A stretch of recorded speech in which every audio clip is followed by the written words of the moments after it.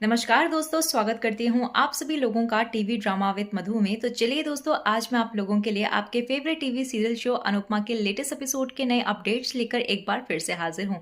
तो वीडियो को शुरू करने से पहले दोस्तों, अगर आपने अभी तक वीडियो को लाइक शेयर सब्सक्राइब नहीं किया हो तो प्लीज कर लीजिएगा और हमें कॉमेंट सेक्शन में अपनी राय जो है वो जरूर देते रहिएगा। तो चलिए दोस्तों, शुरू करते हैं अनुपमा सीरियल के आज के दोस्तों, टीवी सीरियल अनुपमा के आज के एपिसोड में हमने देखा था कि गौतम जो है वो हमेशा से प्रार्थना को परेशान करता आया है, और जबकि यहाँ पर प्रार्थना जो है वो पराग कोठारी और उनके व्यवसाय के लिए ये सब कुछ सह रही है। और हम देखते हैं कि जब अनुपमा जो है वो गौतम के सच्चाई उजागर करती है तो प्रार्थना जो है वो अनुपमा का पूरा खेल ही बदल देती है। तो प्रार्थना यहाँ पर अनुपमा का साइड ना लेते हुए गौतम का साइड देती है। तो यहाँ पर प्रार्थना के मुंह से ये सब सुनने के बाद जो है वो पराग बहुत ही ज्यादा गुस्से में आ जाता है और कहने लगता है कि अपने बेटे के लिए मैं आप और आपकी बेटी की बदतमीजी जो है वो बर्दाश्त करता आ रहा था, लेकिन आज जो है वो आपने अपनी सारी हदें जो है वो पार कर दी हैं। ये सब सुनने के बाद यहाँ पर अंश भी जो है वो प्रार्थना को डांटते हुए नजर आता है और कहने लगता है कि प्रार्थना, ये क्या कर रही हो आप? अनुपमा अपनी बेटी की खुशी के परवाह किए बिना जो है वो आपके लिए लड़ रही है और आप क्या कर रही हैं? और कहने लगता है कि अनुमा, राही और प्रेम के किसी के बारे में भी मत सोचिए, लेकिन आप जो है वो अपने लिए तो लड़िए। आप अपने लिए भी कुछ नहीं बोल रही हैं। प्लीज बोलिए प्रार्थना जी, कुछ तो बोलिए। और तभी यहाँ पर गौतम भी कहना शुरू कर देता है कि तुझे मेरी वाइफ और उसकी लाइफ में इतना ज्यादा इंटरेस्ट क्यों हो रहा है? हर वक्त उसके आगे पीछे घूमने का मौका ढूंढता रहता है। अभी जो है वो प्रार्थना कपड़े साफ करने के लिए अपने कमरे में गई तो तू वहां भी उसके पीछे पीछे चला गया, क्यों? और तभी वहां पर अंश भी कहने लगता है कि शादी वाला घर है और सामान चाहिए था, इसीलिए मैं वो लेने के लिए गया था। फिर यहाँ पर गौतम कहने लगता है कि अच्छा, तो तूने जो है वो प्रार्थना को उसी रूम में भेजा जहाँ तू सामान लेने जा सके, या फिर ये कहूँ कि तूने जो है वो प्रार्थना को वहीं भेजा जहां पर तू सामान लेने के बहाने प्रार्थना के पीछे पीछे जा सके। आज ही नहीं, बहुत दिनों से तुझे देख रहा हूँ, तू मेरी बीवी के आसपास आने का एक नया मौका ढूंढता रहता है। फिर यहाँ पर अंश भी गुस्से में आ जाता है और कहने लगता है कि जस्ट शट अप, आप जो है वो कुछ भी मत बोलिए। तो वहीं पर गौतम कहने लगता है कि तू इसीलिए बौखला रहा है क्योंकि मैं तेरे इरादे भाप गया हूँ और तू मेरी बीवी पर डोरे डाल रहा है। तो तभी वहाँ पर अंश जो है वो प्रार्थना को देख रहा होता है, शायद प्रार्थना जो है वो सच्चाई सामने लेकर आए, लेकिन यहाँ पर प्रार्थना जो है वो चुप रहती है। और तभी वहाँ पर गौतम कहने लगता है कि प्रार्थना को क्या देख रहा है, मुझसे बात कर। और तभी यहाँ पर अंश जो है वो प्रार्थना से कहने लगता है कि आज जो है वो आपने साबित कर दिया है कि हर कोई जो है वो हमदर्दी के लायक नहीं होता, और अरे हेल्प भी जो है वो उसी की करनी चाहिए जो अपने हेल्प करना चाहे।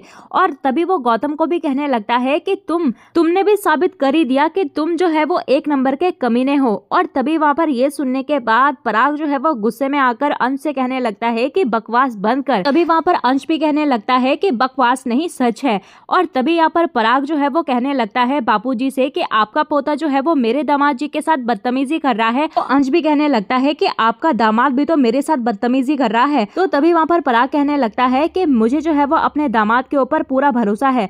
तो यहाँ पर बापूजी भी कहने लगते हैं कि जैसे आपको अपने दामाद पर पूरा भरोसा है, वैसे भी मुझे भी अपने परिवार, अपने संस्कार पर पूरा भरोसा है। और तभी हम यहाँ पर देखते हैं कि सारी सिचुएशन शांत होने के बाद यहाँ पर पराग कहते हुए नजर आता है अनुपमा से कि अगर आप चाहती हैं कि ये शादी जो है वो हो तो आपको जो है वो मेरे दामाद से माफी मांगनी पड़ेगी। तो यहाँ पर प्रार्थना के झूठ बोलने के बाद और गौतम को बचाने के बाद यहाँ पर गौतम जो है वो मुस्कुराते हुए नजर आता है और राही जो है वो साफ साफ गौतम के चेहरे पर मुस्कान देख लेती है।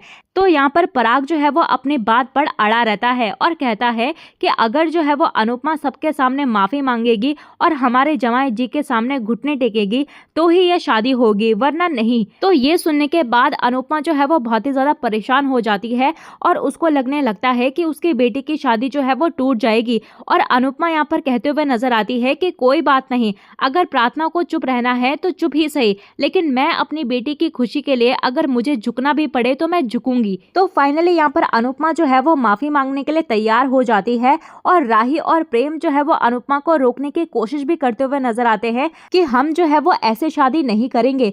और तभी वहाँ पर अनुपमा उनको कहती है कि जब बेटी के सामने बात आती है तो माँ बाप को जो है वो झुकना ही पड़ता है। तो तभी हम देखते हैं कि यहाँ पर कहानी में जो है वो जबरदस्त मोड़ आता है जहाँ पर अनुपमा जो है वो अपना सर झुका देती है। लेकिन यहाँ पर राही जो है वो उसे रोकते हुए कहेगी कि मम्मी रुक जाइए, मुझे जो है वो 5 मिनट का मौका दीजिए। अगर मैंने 5 मिनट में कुछ साबित नहीं किया तो आप जो है वो माफ़ी भी मांग सकती हैं, लेकिन मैं अपने माँ को अपने होते हुए ऐसे झुकते हुए नहीं देख सकती, और गौतम जैसे घटिया इंसान के सामने तो बिल्कुल भी नहीं।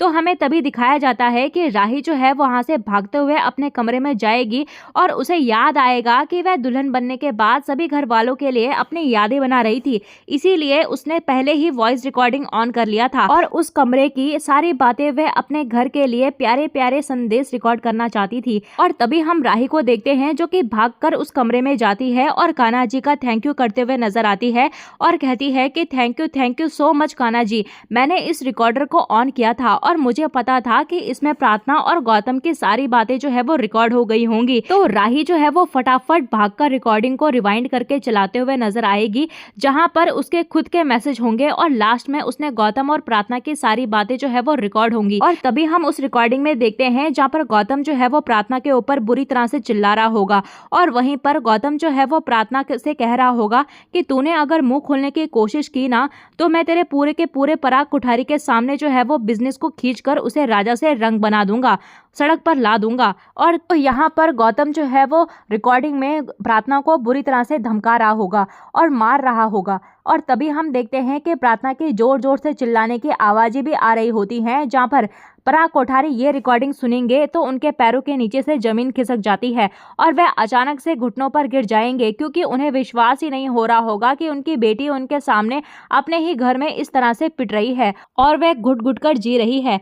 तो आने वाले अपकमिंग एपिसोड में राही कहेगी कि मैंने तो सच्चाई आपके सामने लाकर साबित कर दी है, आपको शादी करनी है तो कीजिए, नहीं तो मत कीजिए, लेकिन मैं अपनी माँ का जो है वो आप लोगों के सामने उसका सर नहीं झुकने दूंगी, और खास करके इस गौतम जैसे घटिया इंसान के सामने तो बिल्कुल भी नहीं। तो कहानी में यहाँ पर जबरदस्त ट्रैक आने वाला है, जहाँ पर राही जो है वो खतरनाक कदम उठाने वाली है और साथ ही साथ वो सबके होश उड़ाने वाली है, क्योंकि वो गौतम की पोल खोलने वाली है। तो दोस्तों अंत में हम देखते हैं कि यहाँ पर राही और प्रेम की जो है वो शादी हो जाती है और वो दोनों के दोनों जो है वो अनुज के फोटो के फ्रेम के सामने जो है वो आशीर्वाद भी लेते हुए नजर आते हैं। तो अब हम जो है वो राही को परिवार से विदा होते और प्रेम के साथ एक नई शुरुआत के लिए कोठारी हवेली में कदम रखते हुए देखेंगे। तो क्या आपको लगता है कि जब मोतीबा और पराग उससे नफरत करेंगे तो चीजें इतनी आसान हो जाएंगी? और खैर ये अब बड़ा मुद्दा नहीं है, क्योंकि असली ड्रामा अब अनुपमा के जीवन में होने वाला है, जब वह कैदियों को नृत्य सिखाने के लिए केंद्र जेल में जाने का फैसला करती है, जो जल्द ही जेल से रिहा होने वाले हैं। और इधर जो है वो अनुपमा की मुलाकात अनुज के हमशक्ल आदमी से होती है, जो गुस्से में पागल है और वही माउथ ऑर्गन बजाता है जिसे कि अनुज अपने खाली समय में बजाया करता था। तो दोस्तों ऐसा लग रहा है कि अनुपमा के जीवन में जो है वो एक महत्वपूर्ण मोड़ साबित होने वाला है। इसी के साथ एक नया जो है वो तूफान आने वाला है और यह देखना जो है वो बेहद ही रोमांचक होगा, शो में आगे क्या होगा और कहानी कैसे आगे बढ़ेगी। तो इसी के साथ दोस्तों आज का ये अपडेट यहीं पर खत्म होता है। तो दोस्तों आपको क्या लगता है कि क्या जल्द ही हमें अनुज या फिर अनुज की जगह में कोई नया रोल देखने के लिए मिलने वाला है? हमें कॉमेंट सेक्शन में जरूर बताइएगा। और आप में से कितने लोग चाहते हैं कि अनुज जो है वो वापसी आ जाए, हमें कॉमेंट सेक्शन में जरूर बताना। चलिए दोस्तों मिलते हैं आपको नए एपिसोड में नए अपडेट के साथ, तब तक के लिए नमस्कार। वीडियो पसंद आई हो तो वीडियो को लाइक शेयर सब्सक्राइब करना बिल्कुल भी ना भूलें।